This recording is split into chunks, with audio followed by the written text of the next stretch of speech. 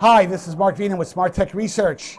I'm here at the NTT Upgrade event 2024 in downtown San Francisco. I'm here with Vito Mabruco, who is a CMO, global CMO at NTT. I was at the event last year, and I got to tell you, Vito, the thing that really jumps at me at this event, I almost want to retitle this podcast that we're doing, hear a bunch of things about NTT that you never knew that the company was into. Right. Because they've got these extraordinary demos.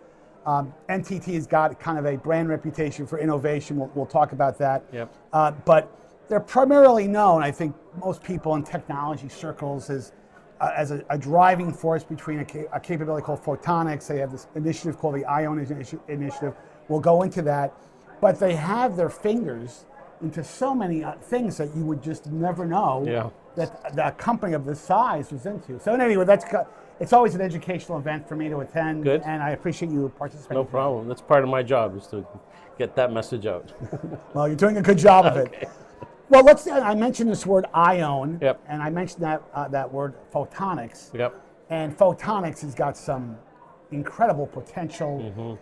There's a demo that you did it last year with the Symphony, where you're trying to show zero latency from a audio transmission standpoint. Right. And you might think that that's kind of who's going to use it for that kind of capability? But believe it or not, in Symphony and professional audio settings, that's actually a very, very important capability. But let's talk about photonics. Okay. And IOWN, which stands for Innovative Optical Wireless Network. Which it's not the easiest set no, of... but it's got a bunch of different pieces with it. But why is photonics so important?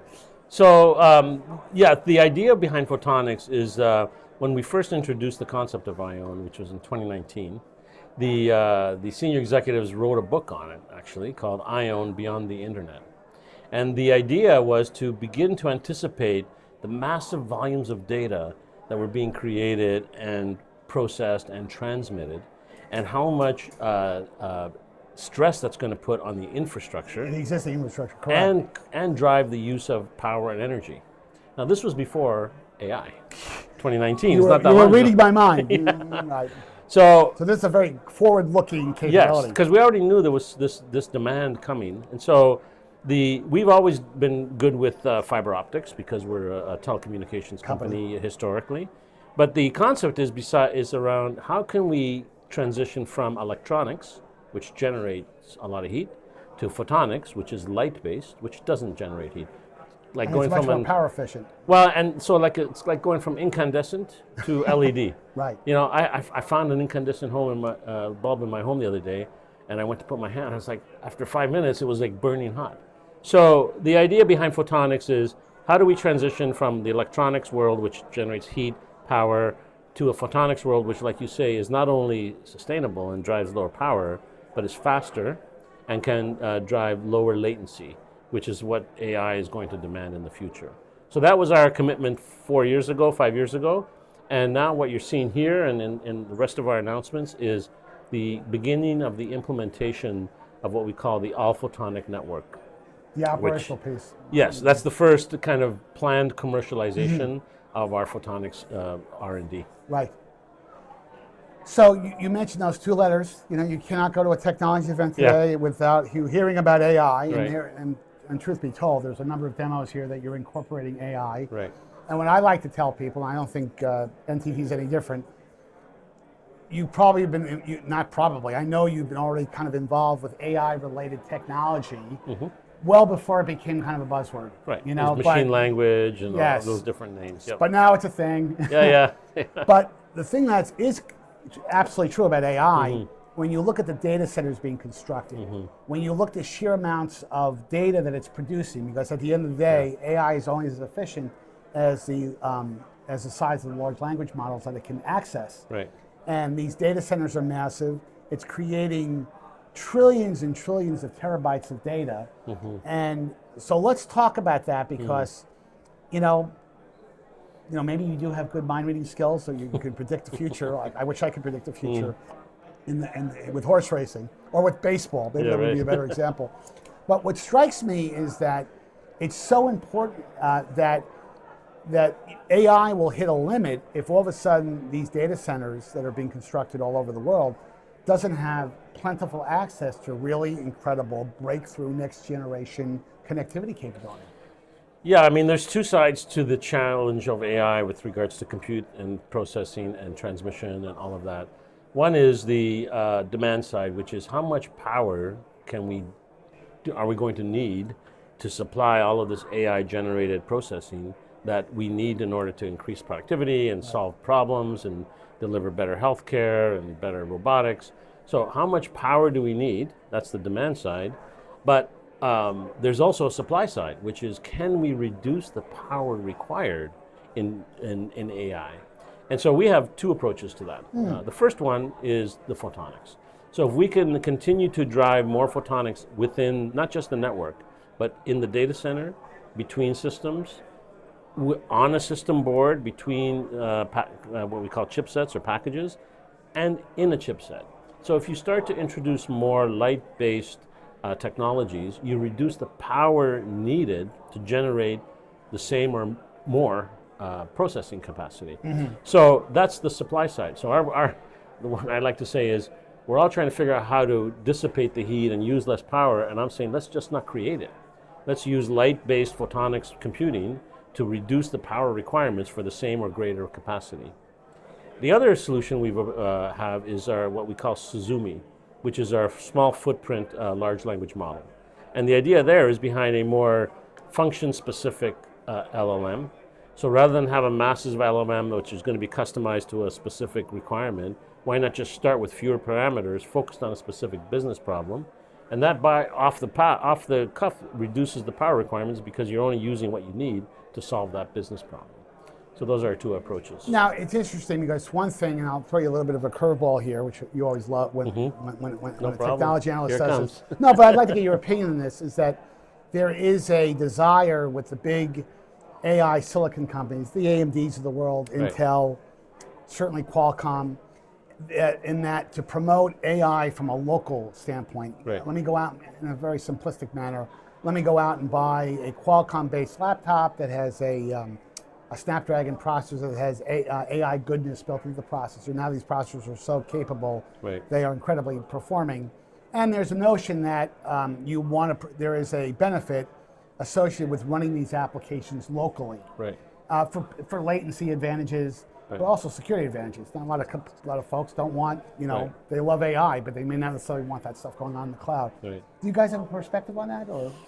Yeah, we have what just recently actually working. The names you mentioned, by the way, are all partners with us in the IOWN Global Forum. But we have a current proof of concept with NVIDIA, where we are showcasing how you can train. Hey folks, this is Mark Vina, CEO of SmartTech Research. SmartTech Research is proud to have Aura sponsoring my SmartTechCheck podcast. Aura security software is the all-in-one digital safety net for the whole family. It's literally like having a personal cyber guardian that protects all of the devices in your home on a 24/7 basis. What's more, its AI functionality stands out as it constantly learns and adapts to threats, keeping your family and you safe around the clock. It's a must-have solution for anyone serious about online security. Stay tuned for a special no-obligation promo offer for Aura that will give you cybersecurity peace of mind. Hi, I'm Anna with SmartTech Research. Whether you're browsing the web, checking emails, monitoring your children's online behavior, spam calls and identity protection, and conducting online transactions, Aura has your back, ensuring a secure and seamless experience every time. Aura's comprehensive security solutions are compatible with Microsoft Windows, Apple Mac OS, Android, iOS, and iPad OS devices. For an exclusive 14-day no-obligation trial version of Aura, use the on-screen QR code or visit the website shown here. Aura is the smart, simple way to stay safe online. An LLM, which is a very GPU-intensive process. Right. But like you say, most people require it to be on the same side for latency requirements. But with the APN, because we can reduce latency to sub-milliseconds, we can now have the data in one data center and the processing, the GPU processing, in another one, Yes. which is what we call a green data center. So if we have a hydrogen-powered or a low-cost energy, renewable energy-powered data center, we can move the heavy processing there, but still keep the data in the original data center. And Mark, we've been in the business for a long time, and Don't say that. this okay. Data, So say- that's just yeah. you know what I mean? You're right. You're right. But the reality is, people don't realize how long this has been a problem. The idea of remotely moving data, Large sums of data. has cost money. It's low latency. There's errors. With the APM, you're going to have a direct connection at low latency, high capacity, and high speed. That it reduces not only the power needed, but also reduces the time that the LLM needs to do the training. Right. So there's a huge amount of advantages. We just announced today the connection between 2 data centers. And that's what I wanted to talk to you about, the news. That's the news, one, yes. yeah, okay. That, you want to ask me that? Or No, go ahead, please. well, that You're one, a great interview. that's the data center, what we call the data-centric computing model. In other words, rather than be a data center centric, where everything has to be in the data center, we're saying the data is what matters, and then you can move processing to wherever, whether it's storage or GPU or CPU, and by using an all-photonics network, the processor thinks it's in the same place, right? It doesn't know That's because intriguing. That's intriguing. which has always been a problem because we've had to keep everything in one place, and you have these racks and you have these big data centers. So now what that speaks to is multiple smaller data centers, maybe closer to renewable energy. Someday we'll have fusion energy. And now the power needed is much lower, and it's closer to renewable energy. Right. So that's our view of the long term, how we're going to solve this problem. We can't solve this problem by generating more electricity because the grid, first of all, can't handle Can't it. support it. Yeah. So, and the cost of doing that is too high. Right. So we see an alternative, which is reduce the demand of power by using photonics. So when we talked about this at the last year's upgrade, what progress have you made in the last We made a couple. couple milestones? Yeah. So the data center one is a good example. We also in Japan have proven the APN connecting 2 cities using the low latency, high speed network. I had a few use cases in my mind. We've proven this symphony that you mentioned, which is how we can have. We call it interactive experience. So you can have, it's not just symphony, it could be esports. Sure. Right? It could be anything where people need low latency. And the other thing we use is, by the way, low jitter. So jitter means latency is consistent.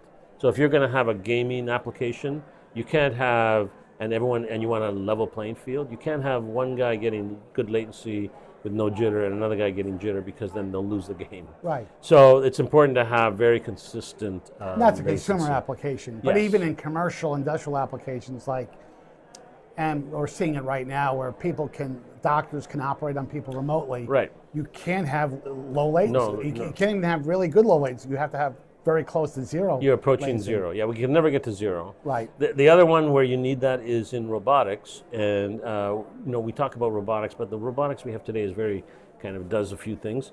But we're talking about sending a robot into a chemical plant, into a very dangerous environment, but it needs to act and behave like a human. It has to have an AI, and therefore you can't have any latency. If something blows and you got to fix it, you can't wait till this data gets to them. So low latency for robotics in what we call industry management, plant floor, factory floor, is another example of a use case that we're working on. Before we wrap this up, again, there's tons and tons of demos here. We could do a podcast for 5 hours for me to go through every single thing. Are there any two or three ones that kind of close to your heart? I mean, I saw the one with ALS, the ALS for humanity, I think what you called it. That to me was, again, falls into that category. I don't associate NTT with things like that, but is there one or two other demos you thought that were Well, I mean, in general, the idea behind these demos is to prove that in the lab we can deliver the concepts that we think can apply to solving real-world problems. And our brand and our kind of culture and history has always been around contributing back to society. So typically the demos you see are either addressing a medical concern like ALS. Yes. There's another one out here that for your heart and recreating your heart. There's one where across the way here, where if you do have a heart attack, it's able to do some kind of AI-generated model of what they need to do next. So we tend to come from the what's good for people and what's good for business, and not just, let's make a quick buck and do it as fast as we can. Right. Now, having said that, one of the big things that we believe is going to come into play is what we call the AI infrastructure of the future. So, again, back to the power grid. Who's going to build this AI infrastructure in the future? And we don't believe that any one company can do this. We have to do it in partnership, and we have this IOWN Global Forum, which is 120, or now I think it's 130, all the big names, Qualcomm, NVIDIA, Cisco, Ericsson, and they all have the same idea, which is we all need to collaborate because we need industry standards to make this work. No one company is going to solve it. So we believe in that what we call open collaboration. We believe in making the pie bigger. Of course, we want a slice of the pie, right. But a small slice of a bigger pie is better than no slice at all. So that's our goal, is to really engage the industry to develop these standards. And so that's our long-term strategy. And honestly, I mean, and I'm sure this is your message, this photonics capability is here today. Yep. This is not something, we think it's going to be deployed 10 years from now. Yep. Now, of course, there's build out, there's infrastructure considerations, there's geographic considerations as well. But what impresses me about this is that this stuff is happening right now, and it's happening at the perfect time, because I've never seen anything in my illustrious 25-year career in the technology space of what AI has done to the landscape. I thought the internet was a biggie, in the late 90s. Yeah, I'm with you. This makes the internet rollout in the late 90s child's play. Yeah. And it's so important because it really comes together in that you have to get to this photonics deployment to really optimize the potential of AI. Right, or you're going to hit a wall. Yeah. Yes, exactly it. Yeah. Well, so we're happy to be part of that. That's our long-term future and goal, is to support the AI infrastructure of the future. Right. Well, this has been great. Can't wait to be to Upgrade 2025. Thank you. That'll be another fun event where we'll be talking more about this. But Vito, again, thanks for your time. Thank you for joining us. Thank you. Thank you. Appreciate it. Thank you again. Thank you. Thanks, Mark.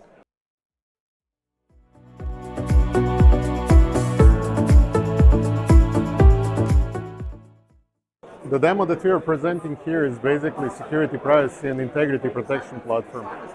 Nowadays, we are speaking about a large number of data being collected from different sites, which means that we can do a lot of different things with AI, with generative AI and other technologies, but we need to be sure that the data that we are dealing with is protected, that we are sure about the trustworthiness of the data and the integrity. This is why we are presenting this security, privacy, integrity platform. It's software as a service solution that practically provides different technologies. Key technologies is attribute-based encryption, and this is the proprietary of NTT Group. Besides that, we have data anonymization and multi-party computation. They are chained all together in one joint solution, which is practically SPI platform. An SPI platform practically does the protection of the data, where the protection is moved from the application layer to the layer of data itself. Why it is important? Because once you have the protection injected with the data, you can move data outside of your perimeter. So we are speaking now about an example of zero trust security model, which is very important because data can move from one data space to another. It can be completely distributed and federated without affecting any privacy or sensitive information or anything that can in any part, in any case, compromise user's identity, personality, or privacy. And today we have several different demos that are presenting how the complete platform acts. The one demo here shows, for instance, for the military, how different types of documents based on the security level can be treated and accessed. So different roles in military, they can access to different parts of the information. Then we have a medical demo where we can show also how the data, especially data which comes from medical sector and medical use cases, can be distributed, can be protected, and can be assigned to one person, to one doctor, and altogether can be further distributed to the third parties for the secondary use of the data, because they can practically provide additional secured use of the data for some machine learning models and additional types of data use. And of course, we have a few other demos, but they are all showing what SPIP platform is. That will be all. Thank you.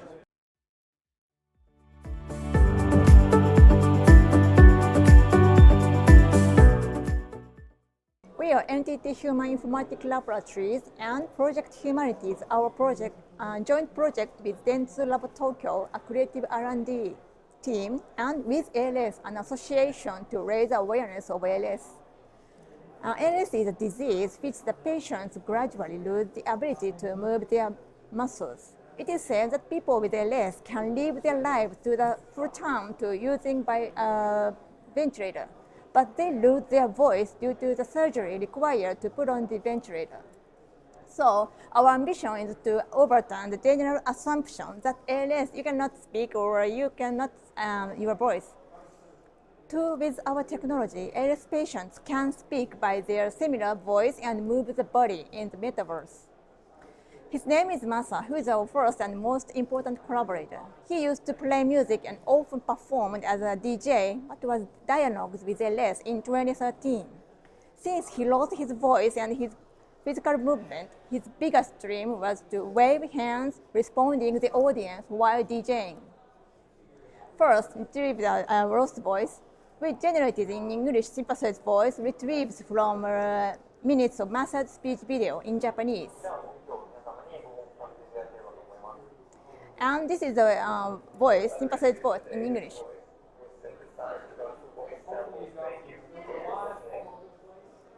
And furthermore, we created 10 other ALS patients' synthesized voice.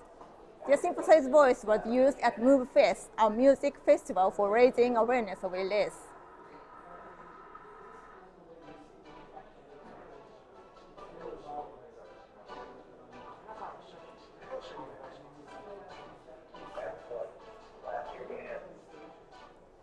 And next, create a physical movement. We use the EMG signal. EMG signal is an electrical signal produced when the muscle moves. The sensor is very small and light. We developed an interface that allows ALS patients to control their avatar in metaverse by using the EMG signals. And this is a video which he finally made his dream come true at Ars Electronica and South by Southwest. After the live performance, he shared us how he felt. Please listen. I felt like I was really moving my body at my own will. I was thrilled because I thought I had regained my physical freedom. This interface can make everyone a player, not only for ALS patients, but also people with other backgrounds start using it. I look forward to expanding this project in many ways. Thank you for your listening.